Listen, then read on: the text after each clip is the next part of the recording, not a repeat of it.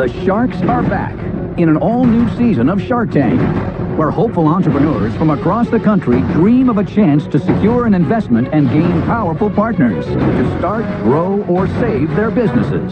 If the Sharks hear a great idea, they're ready to invest using their own money. You're a hero. It's very innovative. Lori's squawking. What are we doing here? And they'll fight each other for a piece of the action. What is going on with Cuban this season? You guys have no vision whatsoever. But first, the entrepreneurs must convince a shark to invest the full amount they're asking for, or they'll walk away with nothing. I'm seeking a $2 million investment. Wow. How twisted is that? It's sink, Bobber up, and bam. Please don't mess this pitch up. or swim. I'll make the first offer. No, I want to make the first offer. Excuse me. No, I want to make the first offer. Whoa! Who are the Sharks? They're self-made millionaire and billionaire investors who are entrepreneurs themselves. Kevin O'Leary is a venture capitalist who turned a $10,000 loan into a software business worth $4.2 billion. Lori Grenier, the queen of QVC, holds over 100 patents and has launched over 300 products, grossing over $500 million in retail sales. Damon John is a fashion mogul and branding expert who grew his homemade clothing line into the globally recognized fashion brand FUBU. Robert Herjavec, the son of an immigrant factory worker, is now a technology mogul who sold his first internet companies for over $350 million. And Mark Cuban, notorious billionaire entrepreneur and the outspoken owner of the Dallas Mavericks.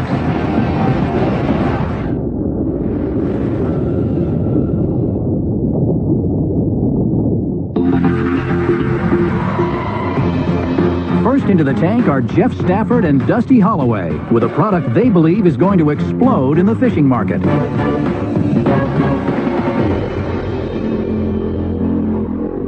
Hello, Sharks.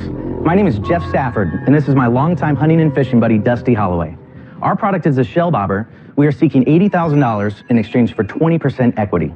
That's 20% of the coolest fishing accessory to ever hit the market. Now, earlier this year, Dusty and I went hunting, and after firing the shotgun, the empty shell fell into the water and floated perfectly.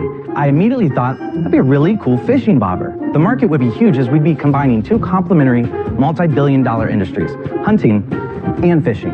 So we took the bobber and we went to work. The first thing we did was deprime it, and after depriming it, we stuffed it with a floatable material. And after that, we inserted a cap to make it look real pretty like. And then once you do that, you insert a wooden dowel with a slot in it for the fishing line, and then a spring on top of that to make it stay on the line. Bobber up, and bam, we had our very first shell bobber. We were in love. In order to find out if others would be as excited about the product as we were, we had to test the market. I took the prototype and I called on local bait and tackle shops. People loved it so much they were actually stealing it off the shelves. We tested the market, we proved the concept, and now we're here looking for help. Because we know every store that sells fishing accessories is going to want to sell the shell bobber. With a product this hot, our passion and your expertise, I know we can get it in every one of those stores. So Sharks, which one of you can I get on my hook? And which one needs a 3-second head start? Jeff, I wonder if we have to use old dead shells. Why not keep them alive so when the fish pulls on it, it blows it right out of the water? That's what I thought you were doing anyway. Yeah, I thought you were going to do that. Yeah, I but was that wouldn't have excited. been a fair fight. So, Jeff, they're real shells. They are real shotgun shells, 100%. And what's your cost? Our cost for the 3-pack like that is actually under $1. Under $1. And what do you sell it for? We retail that for $8.99. Wow. So, Jeff, this is an important question because I love fishing. I love the whole thing. But 80,000 to 20%, please don't mess this pitch up. What are the sales? So in our market test, we sold 440 units. It was a little under $1,000. Jeff, now I understand why you brought the shotgun. Yeah. Because that's the only way you're getting money today. Right, so I want to just make sure I'm getting everything straight. You sold less than $1,000 worth of product. Correct. And Damon, he said they were flying off the shelves. So what do you mean they were flying off the shelves? You know, honestly, this is brand new to us. But to give you an example, Ace Hardware put us in a pilot location, and they were selling about a bobber a day, which for us, it doesn't sound like flying off the shelves, but for them in the fishing accessory world, they're a hardware store. They have people coming in buying a screwdriver, they ended up buying a bobber. Yeah, they're not looking for this. Right, they put us in another location for about the same success. Well, there's 4,400 Ace Hardwares. If we can get in that, that's 1.6 million bobbers a year. Are you selling these online? Do you have a patent, trademark? Is everything locked up with all this? We've got a provisional patent on the shell itself. We've trademarked shell bobbers, and we've trademarked the name fishing ammo. Do you see anything wrong with the valuation that you put on the company? Honestly, for a startup company that hasn't really officially launched a product, it's very tough to come up with any valuation. Yes, I agree. You know, what we did was we decided how much money we needed to get this going the proper way. Got with it. the machines, the inventory, legal fees, turning that into a real patent, and then some operational expenses. Well, I think it's going to sell. I really do. I think people are going to buy this thing if you get distribution, which could be challenging. There's probably a distributor in your sector that supplies 80% of the fishing tackle stores. You don't know who that is yet, right? Yes, I do. Okay, have you shown it to them? No. Why not? I'm kind of a perfectionist in that I didn't really want to take it to a lot of places until I was confident we had a product and packaging that would be impressive. I think there's something here. I'm willing to make you an offer. Wait, I haven't finished. I'll make the first offer. No, I want to make the first offer. Excuse me. No, I want to make the I first want to make the offer. first offer. Whoa! I'm getting the shotgun. People normally would give you three. I think there's market confusion. People would normally give you 3 times, 5 times sales if you're lucky. I'm only going to offer you 8 times sales for 20%, and you raise the other 72,000. Offer? The sharks. That's an offer. That's like picking up a crumb and saying I just handed you a cake. I gave her 8 times sales. All you have to do. He's just messing around. He's not being a shark. He's being a minnow. No, exactly. That's it. I'll make you a real offer. You ready? Please. Here's how it's going to work. Okay. I'll give you $80,000 for 50%, all right? But how do I get my money back? So here's what we're going to do. Every time you sell one, I get 50 cents, all right? And after I get my money back, that drops down to 10 cents. That's simple. You know what? That's not a bite. That's a throwback. Wait, Jeff, Silence, Dusty, please. this It's is... better than Damon's, I have to no, say. That's true. What am I here? Do you want At to least we're improving. So you got 2 non-offers. Put aside the nonsense. How are you going to scale? Because the challenge, it's not a lot of money. You guys don't need a lot of cash because your margins are huge, right? So that's not the issue. Right. I'm guessing you were afraid to go to the distributors because if they gave you a big order, there's nothing you can do. If we sold 10 million of these a year, what are you going to do? I could make 10 million in a year. You're going to do it? You're going to make $10 million a year? Myself? Yeah. No. Oh. Just a simple question, just how? Simple question. There's reloading machines, crimps them, and then the last thing we have to do is put the dowel on them. So it's still a manual process There- where you've got to have someone physically doing the insertion. Yeah, Yes. part of the money that we're looking for is to get out of his garage and into a place where we can keep the inventory, a few new machines that we need to purchase, and then a few people, making an hourly wage that we can just have stuff in the bobbers. Now listen, we're talking, we're squawking. Jeff, hang on. Like Before nobody's you- making any offers. I'm the Before you only one. consider Kevin's offer, let me You going to throw something at them? let me throw something at you. I don't think you really have a company yet. I think you have a cool product. Will it sell in the millions that you can build an entire company around? I don't know. I'm out. I love fishing. I'm not being funny. I probably fish about 5 or 6 times a month. It's a great idea. I think it's too soon for me because it's such a small, proof of concept. So I'm out. Okay. I have a question. Yes. The provisional patent, obviously a utility patent, what did your attorneys tell you? What were their thoughts as to whether or not they think you'll get a patent on this? Well, we actually did the provisional ourselves. So you did not do an extensive search? No, I have not done an extensive search. But I would be willing to do a deal, contingent upon a search being done and having you feel more comfortable about it. Wow, he's Were got you confidence. thinking of doing, like you started to talk about other extensions? We've had a couple people ask us for, there's glow-in-the-dark for nighttime fishing where we actually can get clear shells and do glow-in-the-dark. You can do glow-in-the-dark plastic? And then we're going to do a saltwater shell as well that rattles, to attract the fish. So, yeah, we can do different variations. Now, the question is, you have no offers. Lori's squawking, not doing anything. I'm the not only offer you squawking. have. What are we doing here? Well, any other offers? Lori, Mark? Doesn't look good.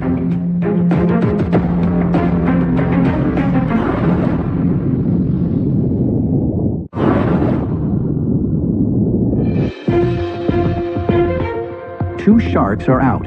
Jeff and Dusty have an offer from Kevin O'Leary, but they're hoping to get a better offer from Lori or Mark. The question is, you have no offers. Lori's squawking, not doing anything. I'm the not only offer you squawking. have. What are we doing here? Well, any other offers? Lori, Mark? Doesn't look good.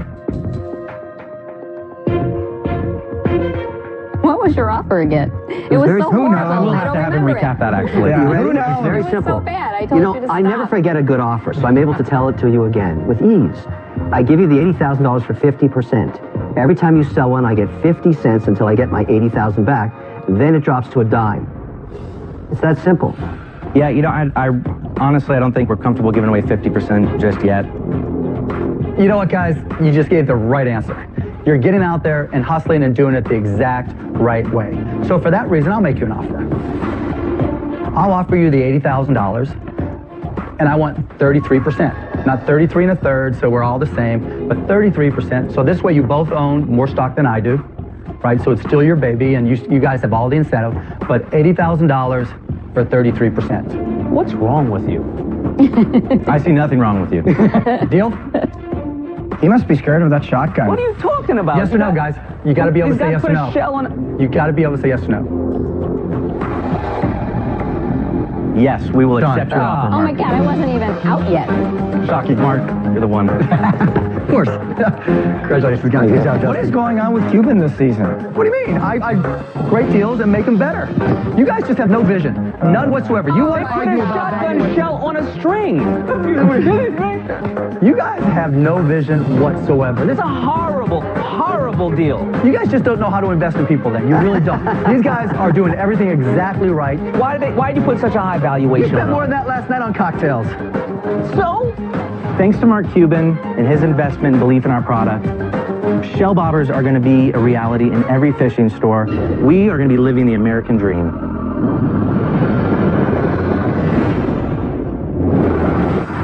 In season 3, Billy Blanks Jr. made a deal with Mark Cuban and Damon John for his workout system, Dance With Me. I would definitely take that. Don't make me cry. Let's see what he's up to now. I brought Billy Blanks Jr. to Boise, Idaho today for a special meeting I've arranged with the largest online fitness company in the world. What's up? Damon John. Bodybuilding.com is huge. They have 20 million viewers a month. This is perfect for Billy Blanks Jr., and it's a huge deal. Billy is about changing lives, and I knew that bodybuilding.com is about changing lives as well. We heard your story. I was talking with Dean. I was like, we have to do content with this guy. We want to put you in front of our 20 million users and get your content on our website. We want to get started on this deal today. We got a contract ready to go. We have the gym and our video team on standby, and we're shooting content this afternoon. All right. I knew Damon and Mark would deliver. I had no idea that was going to be filming today, but I'm excited about that. 1, 2, 3. We are truly excited about this deal with bodybuilding.com. This is our first big deal. It's going to help us reach a whole new audience and help us bridge that gap between dance and fitness. Oh yeah! Come on, run! And we're really excited because over the next 12 months, we're projecting to hit our first $1 million. Shark Tank has truly changed our lives.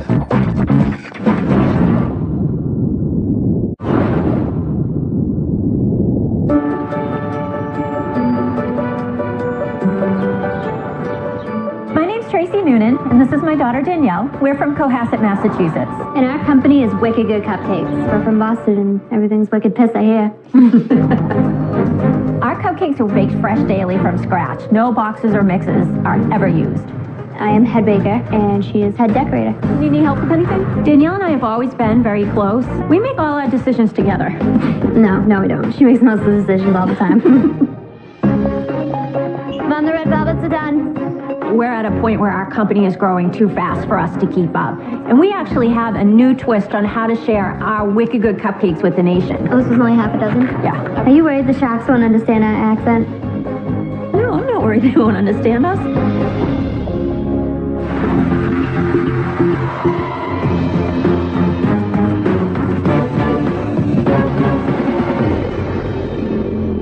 Hi, Sharks. I'm Tracy Noonan, and this is my daughter, Danielle. We own and operate Wicked Good Cupcakes. We're here today seeking $75,000 in return for 20% equity in our company. 2 years ago, Buttercup moved out. As a mom, I was heartbroken. I decided we should take cake decorating classes as a way to spend some time together. Well, before we knew it, in October 2011, Wicked Good Cupcakes was born. We received tons of requests to ship our cupcakes nationwide. It was a big challenge, though, trying to figure out how to keep them fresh and intact, and that's when we came up with the idea of shipping them in a jar. Our cupcake jars are baked fresh daily. We layer them with homemade frosting and filling, ship them in gift boxes with spoons so they're ready to eat right out of the package. Basically, they appeal to anyone with a mouth. We're not afraid to work hard. Our days right now average 13 to 14 hours plus. Mom's definitely getting her fair share of time with me. So, which of you sharks will be the first to sink your choppers into our sweet deal? It's definitely a risk worth taking. We found that there's a lot of dough to be made from batter. Thank you. We gotta try it. Yeah, we do. gotta We try it. actually have some for you to try. They're wicked good. They also have a much better shelf life thanks to the jazz. Can I have a jar? Is that a jar? I love your accent. Where are you from? Boston. The middle one's for you. Thank you. No problem. Cookies and cream is for you. Oh my God. So good. Thank you, Buttercup. Well, ladies, let me say welcome to the Shark Tank from a fellow Bostonian. I live on Marlborough Street. Oh, I love Marlborough Street. That is one damn good jar of cake. Unbelievable. Look at this. It's gone already. There's another jar for you, Mark. How many have you sold so far, Tracy? From January of this year, we've sold $73,000 worth of jars. Our cupcake shop has sold $150,000, including the $73,000 of the jars. So you have a store. We have a retail storefront as well, correct, since October 2011. Are we being asked to invest in the retail store and the jar cupcake company? We're actually offering a piece of both, the retail shop as well as the jars. Basically, our sales right now for this year are slated to be $360,000. The growth potential that we have discovered with these is phenomenal. Tracy, it's not patented. Someone else can put a cake in a jar and ship it across the country. Absolutely, they could. So tell me what your plan is. How are you going to grow this business quickly so that if I give you $75,000, I get richer? That's all I care about. We want to be the Ben & Jerry's of cupcakes in a jar. How many days is the shelf life of a jar? 7 to 10. 7. So you've got 7 to to 10. bake it and sell it right away and ship it because it's going to be 2 days before it's in somebody's mouth, right? Correct. Have you talked to anybody about extending the shelf life? Because I know it's something that you can do. Yeah, with preservatives. You know, The problem, if you put preservatives in, it's the taste that's wonderful. Yeah, that's exactly the question. Will it alter the taste? What does each one cost to make, and what do you sell them for? The 8-ounce jars cost $2.15 to make. We retail that for $5.95. The 16-ounce jar costs $3 to make, and we retail that for $8.95. This product will never be in retail. It's always going to be an online. Somebody buys it, you bake it, you send it overnight to them. Actually, we do have some wholesale clients. We have a coffee company up in Massachusetts. What are you charging her a jar? We're charging her $3 a jar. It's not enough margin for you. Okay, but here's the thing. We're buying in such pathetic bulk right now. If Okay, we had Tracy, more money, your best case scenario, I give you the $75,000. Yep. Tell me what your margins will be. Sure. Right now it costs you $2.15 to make the small one and $3 for the big one. Right. How much can you reduce the cost? I believe we can get the smaller jars down to $1.45. The question I have is, on the mason jars, are there any alternative that would allow you to reduce your costs considerably? I gotta say, the mason jars are a really big draw for people. Exactly. You can see it. It's motherhood and apple pie. Exactly. It's a homemade product in a crafty container. Right, it's just homemade, right? Is that Right, what it is? exactly. And people do say that to us. I don't think there's anything wrong with your packaging. I just think you might need a better supplier for the jar itself. Maybe you're not buying it a big enough bulk. We need more money to buy in bigger bulk. Bottom line, that's why we're here. Tracy, as you can tell, I'm not a big dessert guy, so You can pass yours down this way. I know, this is really good. It's pass that to Mark. There's definitely a novelty aspect to it because I've never heard of a cupcake in a jar. So I think you can sell some of those. How'd you like the product? It's too sweet for me, but I have concerns with the retail and the jar aspect of it. So for that reason, I'm out. Okay, well, thank you. Thank you. Robert's not a big dessert eater. I am, and if I invest in this company, I'll be a bigger and bigger and bigger dessert eater. And I'm afraid because I love the product. Well, we work there, and we look pretty good. We'll limit You you. deal with. I will look the same. Trust me. I'm out. Okay, thank you. You know, I have now tried 3. They are fantastic. They are wicked good. The problem is it's just not going to have a long shelf life. So for that reason, I'm out. Thank you. Thank you. Cupcakes are super scorching hot right now, and there's just so many people going into this space. That's not really where my specialty is, and I think you guys are going to do great things, but it's really not a fit for me, so I'm out. Okay, thank you. Come on, Mr. Wonderful. I'm going to make you an offer. You may not like it. I love the product. I hate the margins. I'll give you the $75,000. I don't want any equity. I want $1 from every jar. $1? Silence, please. Let me get the offer out. I want $1 from every jar until I get my $75,000 back, which means you have to sell 75,000 jars, all right? And then I want it to drop to 50 cents in perpetuity. And you decide what to do with the business. Can we just go out in the hall for 1 second? Trust me, you're not going to get a worse offer than that, so you probably should talk. Thank you. We'll be right back. Thank you. All right. How much money does that leave them with if they give you $1? Practically nothing. Think what you're doing, Kevin. Hey, listen, this will give them incentive to figure their margin problem out. All right, wants 50 cents for every jar? Yeah, in perpetuity. That's perfect. It means forever. Oh my God. I like my deal, and I'll sleep tonight with a cupcake beside me. Bye, you leave, lady. All right. So Tracy, Danielle, welcome back. Thank you. 4 Sharks were out, and Mr. Wonderful made you an offer. He's giving you the $75,000, but he wants no equity. He wants $1 off every cupcake jar until he gets paid back, and then 50 cents from there on in until you can't bake anymore. Don't do a deal that could cripple your business. I agree with him. Don't do something that you'll regret afterwards. Exactly. Oh, Tracy, talk is so cheap. Okay, we'd like to come back to you with 40 cents a jar in perpetuity.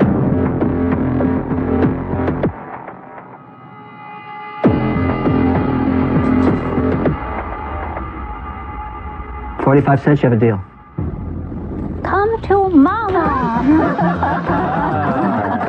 Oh my goodness. That's great. Thank you. Wow. That's wonderful. And the product really is fantastic. Get baking. Good luck. Good luck. Congratulations. I'm going to be very happy. Mr. Wonderful will see his return sooner than he thinks, and we're just going to do great.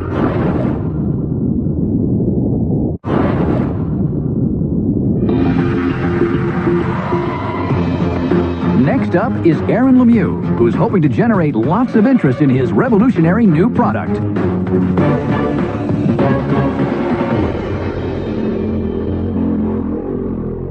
Hello, my name is Aaron Lemieux. My company is Tremont Electric, and I'm seeking a $2 million investment for a 22% equity stake in my company. Mobile electronic devices, smartphones. Seems like our entire lives are revolving around these days. But they have one fatal flaw. The batteries always run out whenever we need them the most. But you don't need to worry about that anymore. We have a technology that allows us to harvest an energy that's all around us. Introducing our first product, the award-winning N-Power PEG, the world's first human-powered charger for mobile electronic devices. This takes your human walking motion and turns it into the power that you need. Simply place it inside of a bag and go about your daily activities. The PEG stores your power for when you need it the most, when you're out of power and you're away from a wall outlet. With this investment and the right partners, we'll be able to change the way the world makes energy. Can I see it, Aaron? Yes, sir. And all you have to do, it's by motion. It has to move. You can't have it sitting somewhere still. That is correct. How long does it hold its power, charge? energy? Yeah. That's actually one of the interesting features of this product. Because it has a kinetic energy generator built into it, it's continuously recharging the battery that's inside of it. I see you have a lot of patents up there. Yes, ma'am. Can you tell us what those cover? They cover the basic operating principles of this. So no one else can do it? That is correct. Aaron, I keep it in my backpack or briefcase. How much power do I have there after 8 hours? Depending on how rapidly you walk, you could have up to a 20% recharge in your cell phone. So who is this for? Is this for the everyday person, or you want this for hikers, people in the wilderness, boaters, people who are in positions where they really may need energy? That is our initial target market. People that have a very compelling need to be able to have mobile power when they need it, where they need it.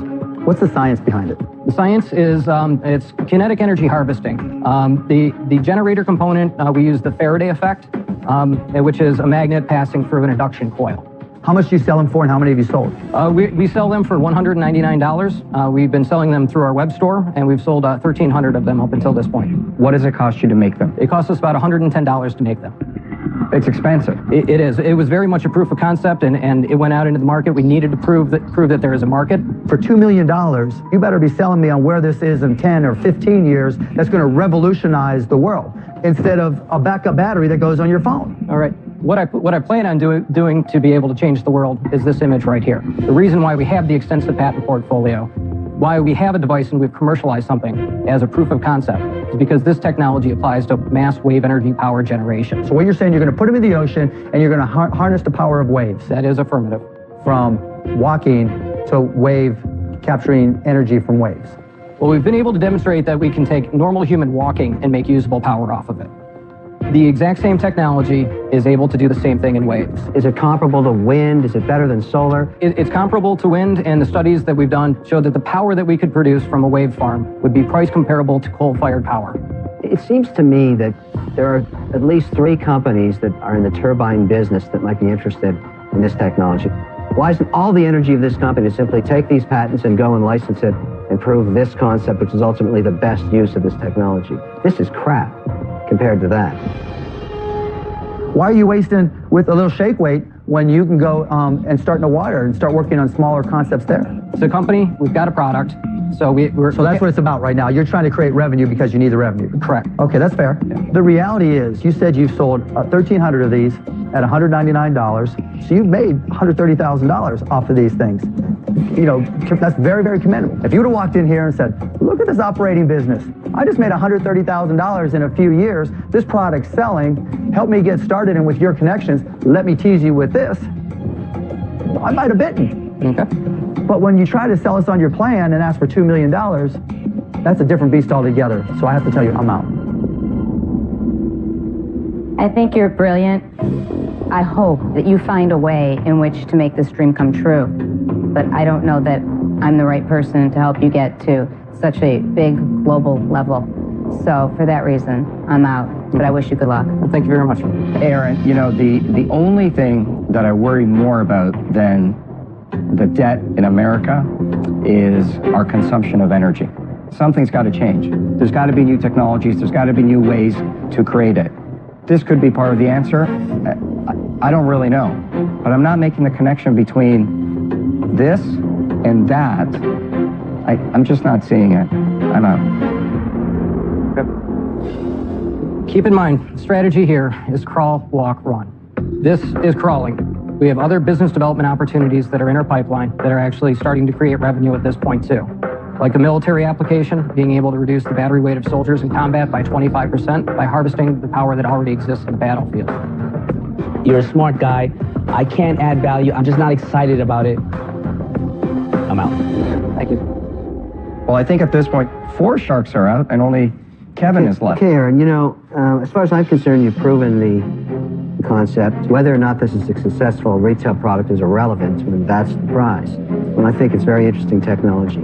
If it's true, if you have some proof that this is equivalent to the efficiency of burning coal, this is obviously a better solution. So what I would have liked to have done is said, I'll get on board, I'll buy a piece of this company, and I'll take it to GE. But I can't play, because it cost me $2 million so that I can work for you. How twisted is that? Sounds like America to me. No. It sounds like you made a mistake to me. I'm not going to pay you $2 million and then do the heavy lifting. That's insane. That's un-American. I'm out. Okay. All the best. Thank you all very much for your time. I really do appreciate it. I think he's got something. I hope he makes it. Yeah, I do too. I feel strongly that we're on the right path, we're doing the right stuff, and we're going to be growing our clean technology into a multi-billion-dollar company.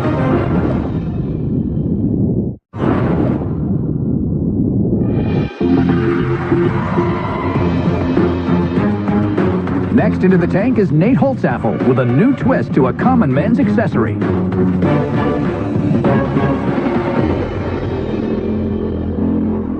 Hi Sharks, I'm Nate Holtzapfel, and I'm founder of the Mission Belt Company, and we're seeking $50,000 in exchange for 20% equity in our company.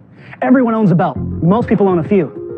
And in 1,000 years, this everyday accessory has hardly ever changed. And some people might ask, why reinvent the wheel? At the Mission Belt Company, we've asked, why not? So we set on a mission to improve this everyday accessory.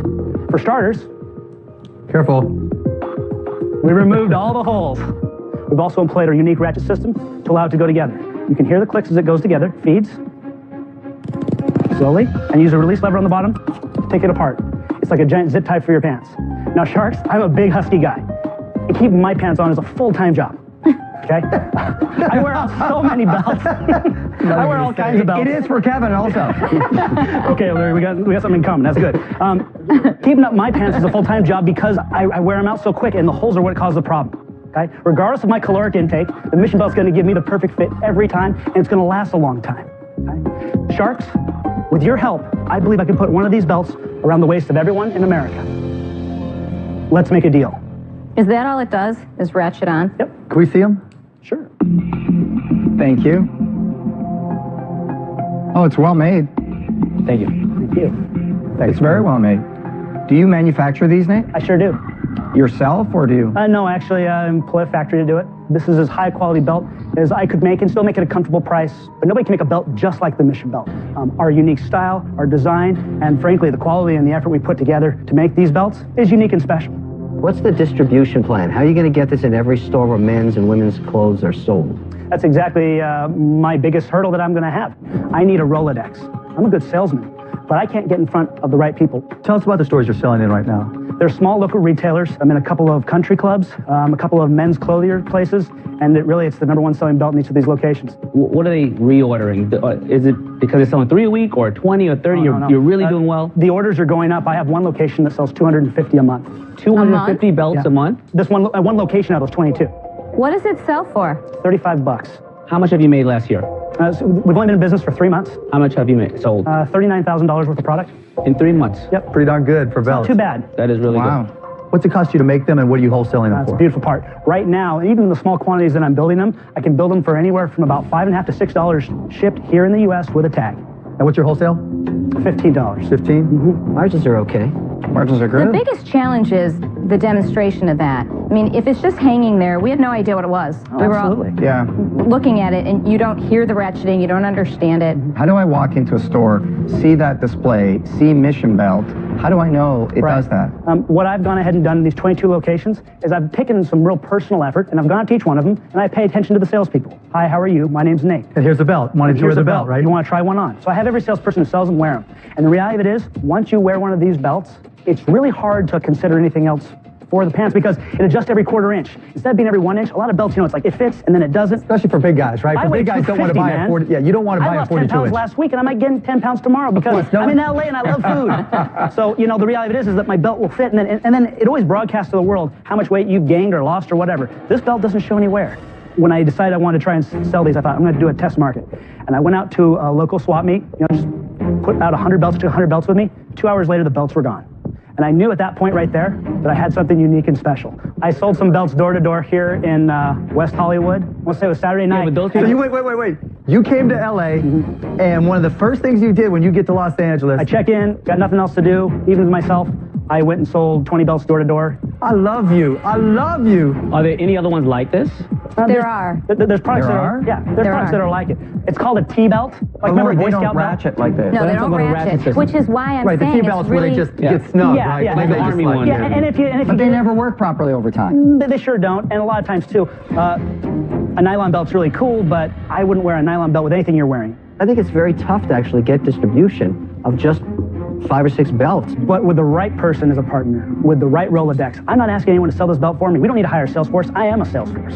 We can go out and do this. I love what I need to get the appointments with the right names and the right references. I can get in front of these places. Right now, I bat 1,000. Everybody who I pitch the belt to who can make a decision buys. I think you're great. You're a hero. It's very innovative. I like it a lot. And I think that men could use a product like this. The only problem is I see this product as something that really needs to be demonstrated, and I think it would be difficult to show it in, let's say, JCPenney in 1,000+ stores. Mm-hmm. You're not going to get the sales force to be able to talk about it enough because there's hundreds of products per floor. So for that reason, I'm out. No problem. Thank you very much for your opinion. I appreciate it. I like the product. I think this is a big distribution play. I think it will sell wherever it goes. Getting it into the stores is going to be a significant challenge that I'm not up for. But I will buy one from you. I like the product a lot. I'm going to use it. But I'm out. Is there a problem at all if someone's really skinny, where it's just too much belt hanging over? No. I know you don't have that problem. I don't have that problem. No, but it's actually a cool feature. My son Lorenzo is 4.5 years old. He's a little guy. He's skinny. And he wanted a Mission belt. take the belts off. Buckles are totally interchangeable. No, but how do you make it smaller? Cut it down. You have to cut it, I guess, because it doesn't matter. The ends don't matter, right? Sure. You can make it as small as you want. Yeah, but you don't want, if you're in a men's store, you know, if you're thin, you're not going to sit there and want to cut a belt. We do have different sizes, though. We have small, medium, large, and extra large right now. You know, for me, it's a pure licensing play. Well, and I'm open to licensing. I'm not a person who has an agenda. I want to get things done. I want to make things work. The thing about it is in the end of the day, is that it's not just $50,000. I do need that Rolodex, and I need financial depth. Well, I think everybody here can give you the Rolodex. Everybody here can give you the financial depth. But I think if you want to sell belts to other stores, I'm probably not your partner. I'm out. And how much did you say you invested in all? Right now we're about $90,000. You don't have any debt, no big credit cards backed up? No credit cards. I sold my car to do belts. I'm eating peanut butter and jelly sandwiches. It's not as bad as ketchup. Ketchup and mustard is good. You ought to try it sometime. I'm not that desperate yet, but coming up on it soon. Right now it's PB&J, but just doing my part to try and make things work. I'm a person who's patient, reasonable, and I want to make something happen. So 3 sharks are out. Mark and Damon, what are you going to do?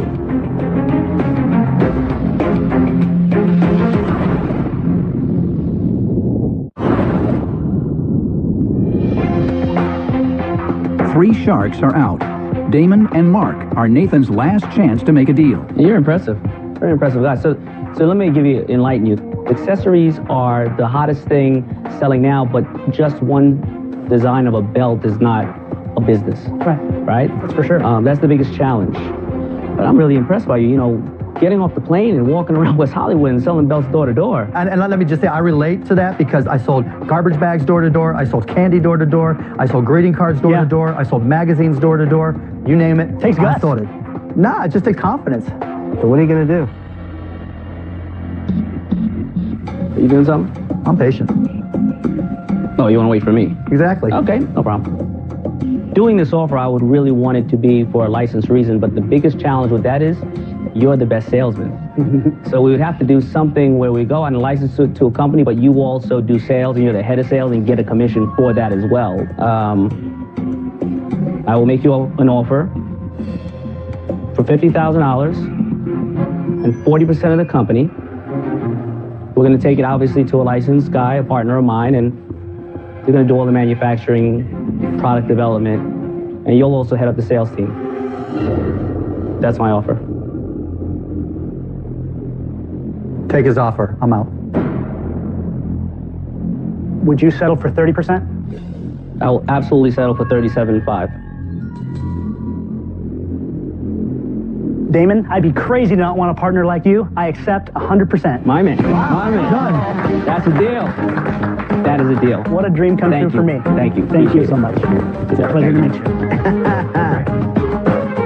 Congratulations. I'm happier about being in business with him. You should be. Yeah, he's gonna call me every morning and say, hey, why don't you get up and do something? I was able to get a deal with Damon, of all people. Just so lucky. I couldn't have dreamt it any better. It's just absolutely wonderful. Next time on Shark Tank. I'll give you 30 seconds. This is the smartest thing I've ever come up with. That's a little sadistic. It's not true. Two squirrels. That seems risky to me. I can't leave. I won't leave. Numbers never lie, Dave. I'm not saying the numbers are wrong. What I'm saying is you're wrong. Bam!